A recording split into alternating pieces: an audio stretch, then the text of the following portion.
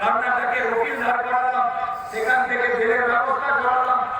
মায়ের কাছে টাকা নেই, আমি এদেরকে বললাম যে আপনারা গিয়ে যান, যাদেরকে টাকা দিয়েছেন তার বিধায়কের কাছে যান, তাদের হাতে টাকা তুলে দিয়েছেন তাদের কাছে বলুন কি অন্তত আপনাদেরকে 3 লাখ টাকা দিয়ে দেয়, 4.5 লাখ টাকা ভিক্ষা দিয়ে দিন, জাকাত দিয়ে দিন, খায়রাত দিয়ে দিন, কিন্তু 3 লাখ টাকা ফেরত নিয়ে আসুন।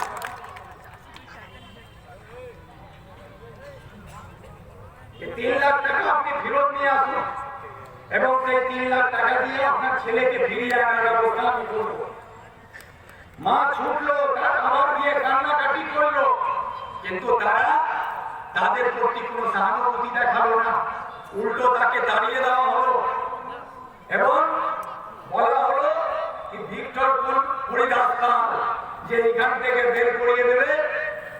ভাই আমি হরিদাস পাল না কি পাল ওটা আমি জানি না, কিন্তু মায়ের বেদনার সঙ্গে তোমরা ছলনা করেছিলে, তার জন্য এই মায়ের পাশে দাঁড়িয়ে মায়ের ছেলেকে তার কোলে ফিরিয়ে দেওয়ার লড়াই করার জন্য আমি কর্ণাটকে এবং কর্ণাটকে গিয়ে সেখানে বেরো হলো, তাদেরকে জেল থেকে ছাড়িয়ে তার মায়ের কোলে তার সন্তানকে ফিরিয়ে দিয়েছিলাম।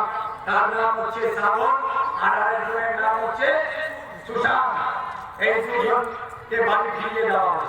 এই কাজটা এই বিধানসভার আমাদের বিধায়ক আমি সাহেব